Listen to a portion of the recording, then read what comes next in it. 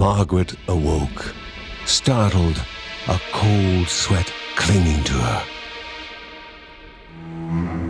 She gathered her thoughts.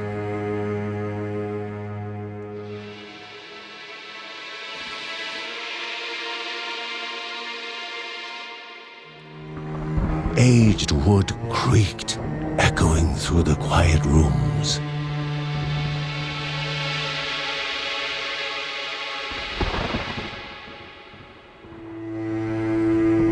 Near the house stood a shrine to Rhea Dana, goddess and daughter of the land, of Rhea and a being of comfort.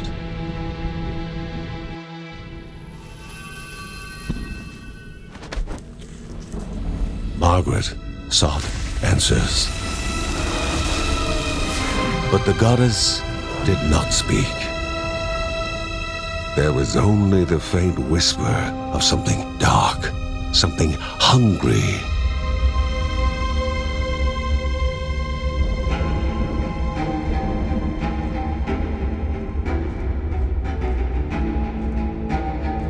The old seer's bones felt the weight of their age as she climbed.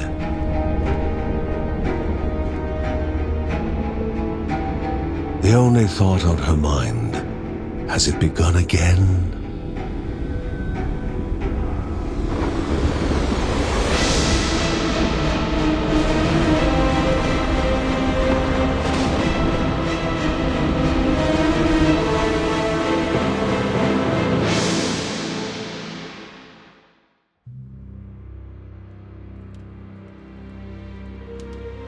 John's mission would be a simple one. He was to investigate Rhea's greatest shrine. His mother presented him with a fresh divinity shard.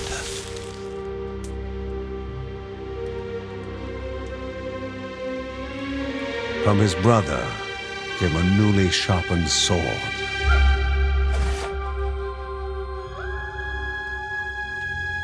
His wife gave him a kiss, and his daughter's hugs were full of reason to return home safe.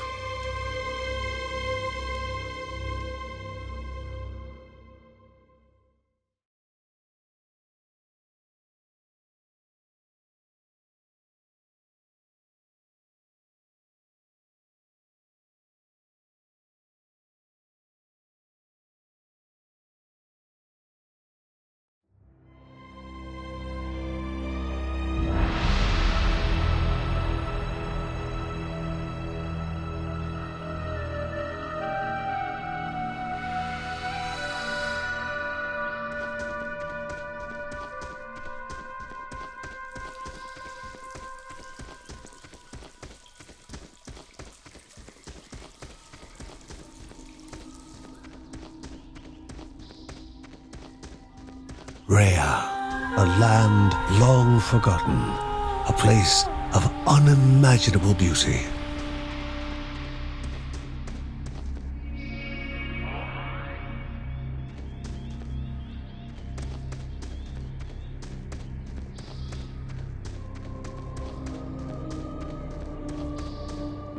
It first appeared as sludge given life, slithering creatures, small and vile.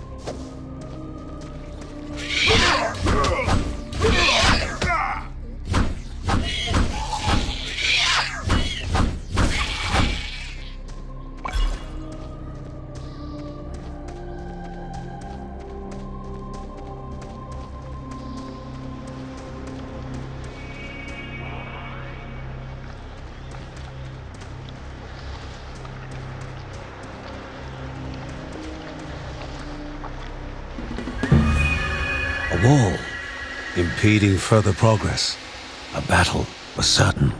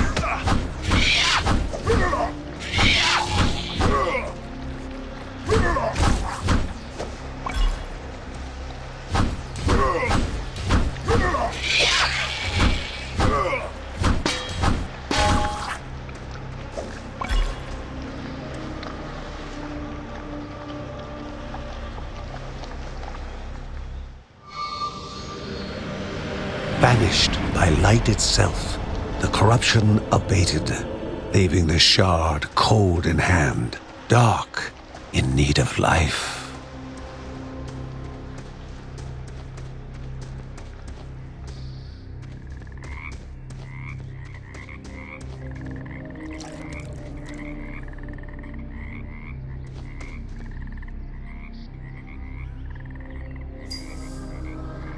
The shard grew warm, humming softly from the harnessed energy.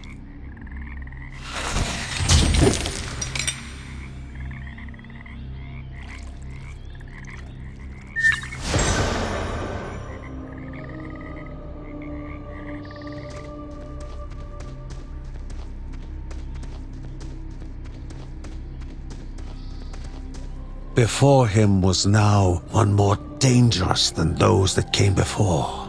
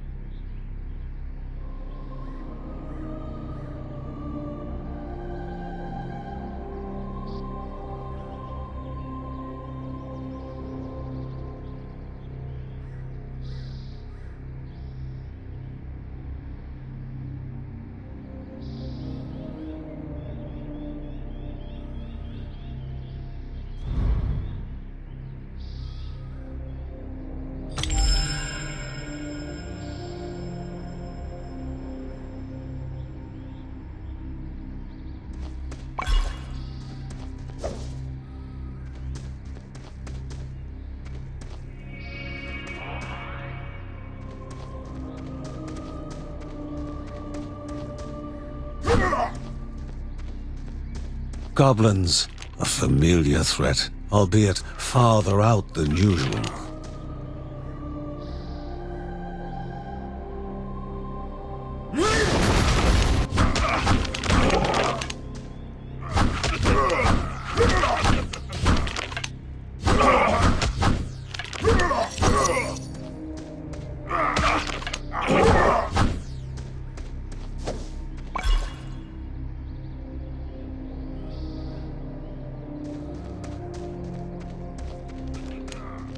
Inherently violent and ill-bathed, the goblins were an unfocused but constant threat.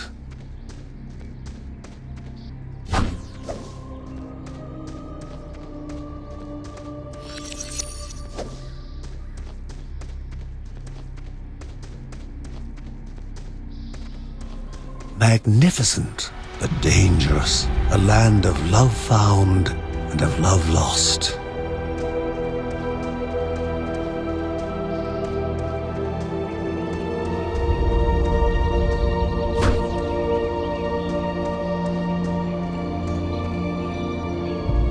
Before him was sacred ground, left untouched in days gone by.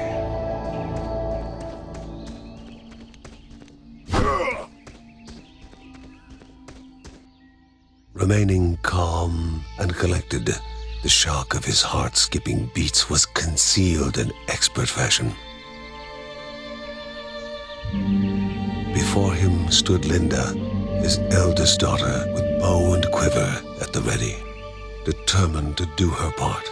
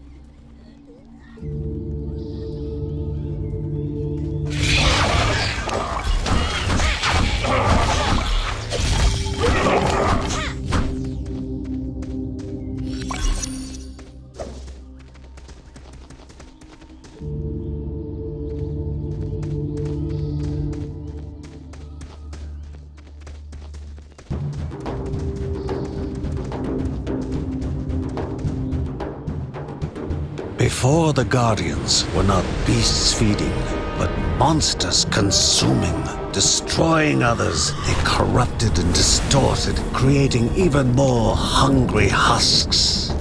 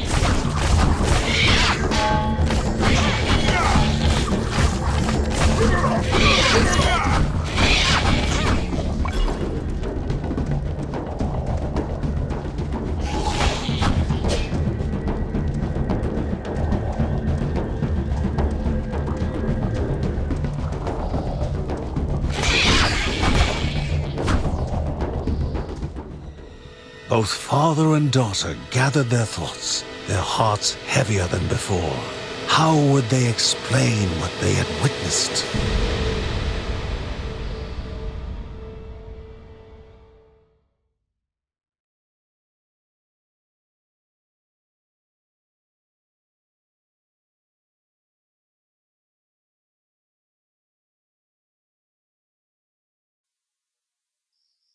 The ancient tree had been cut down. Together, father and daughter described the horror, the creatures dripping with decay that slithered into bodies stuck between life and death to bolster their ranks.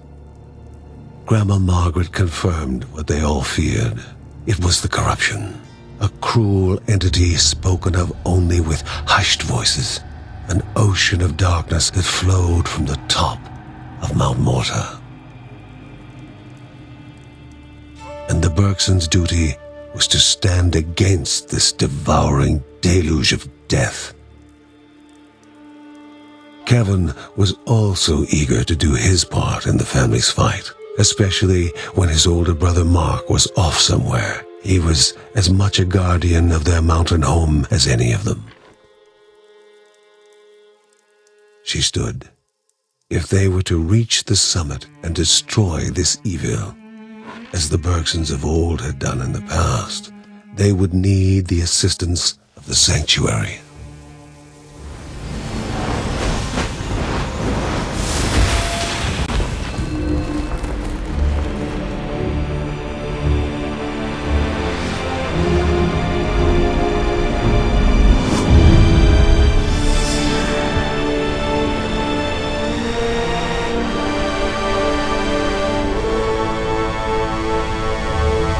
Given to the Bergsons by Rhea herself, the sanctuary was a gateway to the mysterious lands around the mountain.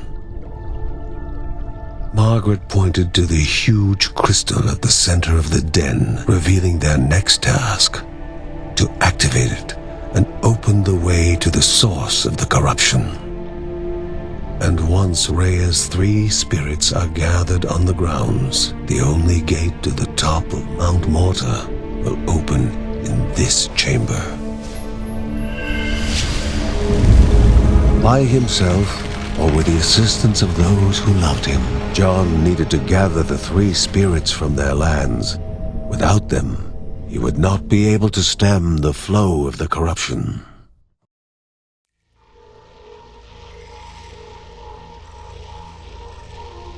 Halls of Anaidia must be here, or she needs to be found.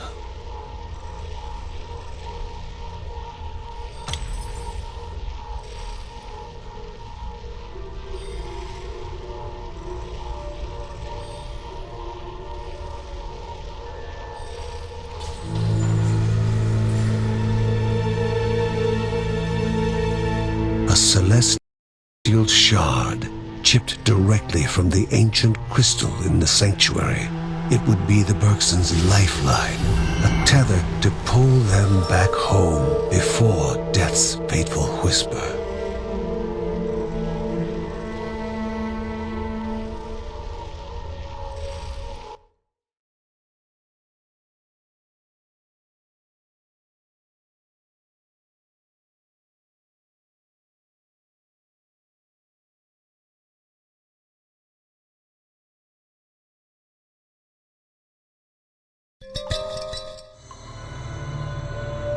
Filling the winding tunnels of the silk-covered caves, the acrid taste of poison lingered in the air. Spiders.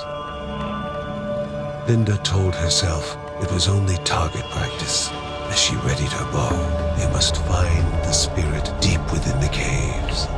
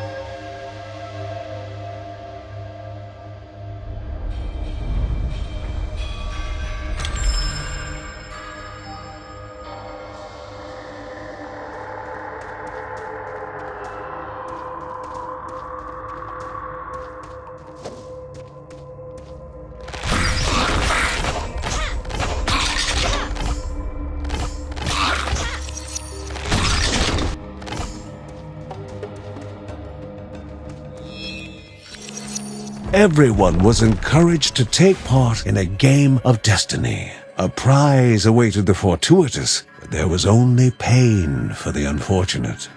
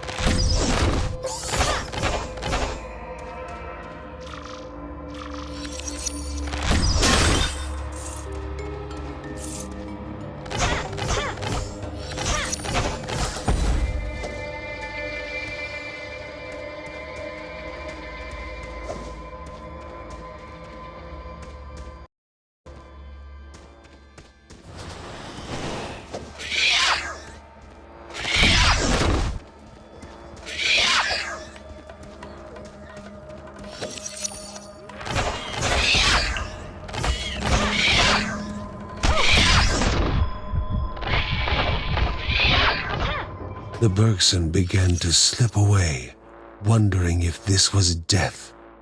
It was warmer than they expected.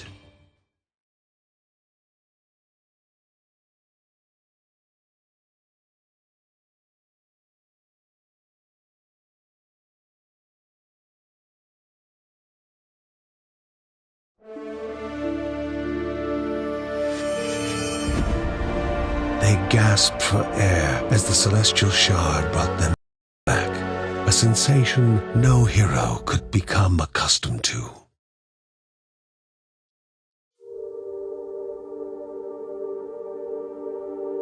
As she heard John and Linda describe their foray, thoughts rushed through Margaret's head. The corruption had amplified the creature's wickedness, and no longer were they part of the harmony of the Rhea.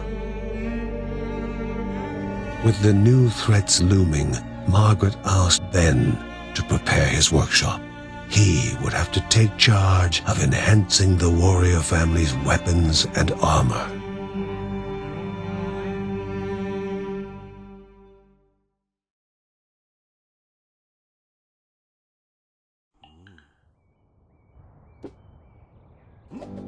Uncle Ben reached out to the familiar warmth of the forge.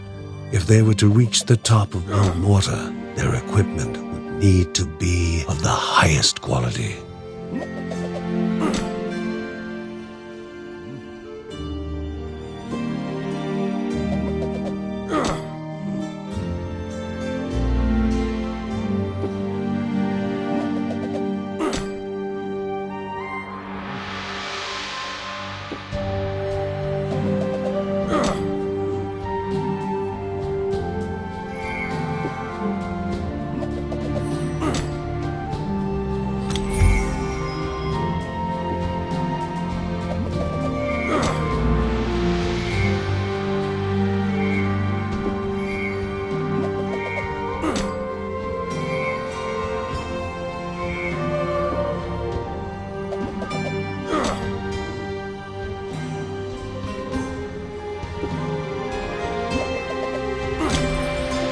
When light faded from the sky and most were fast asleep, Mary would write about her family, immortalizing them for future generations.